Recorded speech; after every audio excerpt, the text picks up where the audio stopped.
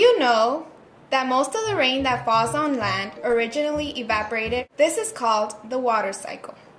There are three main points to the water cycle: evaporation, condensation, and precipitation.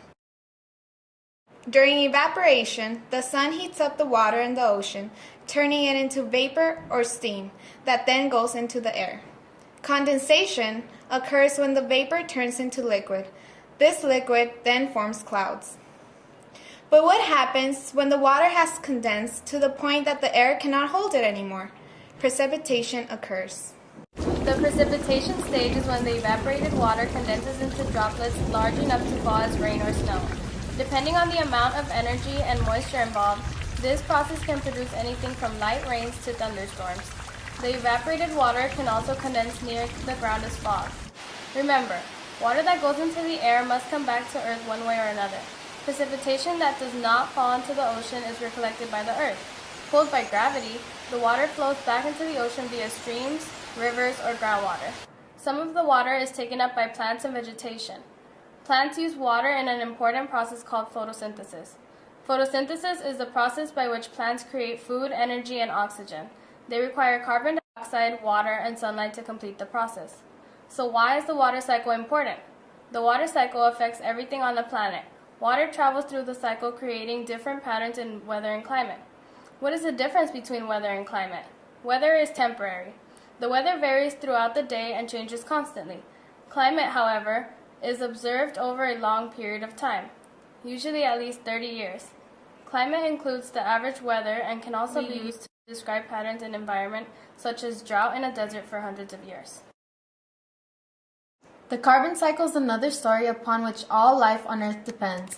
It is essential for decomposing. What is that? Our body decays once we die. Carbon dioxide in the atmosphere is collected by plants through photosynthesis and combined into different compounds. Carbon is then transferred to animals when they eat plants. When a plant or animal dies, most of their carbon is returned to the atmosphere as they decompose. But sometimes bodies do not decompose completely and the carbon is trapped within the earth. In the process that creates rocks. A huge amount of carbon is stored for millions of years. When this carbon is slowly released into the atmosphere, the cycle is in balance.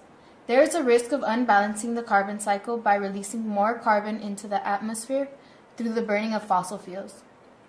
Since carbon dioxide traps heat, this can cause the global average temperature to warm.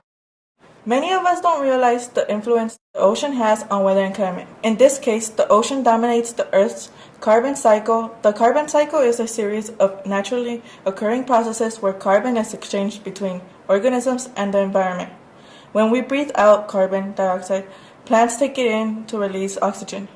Carbon also goes into land in the form of wood and growth, and almost 50% goes into the ocean, storing much more than the atmosphere.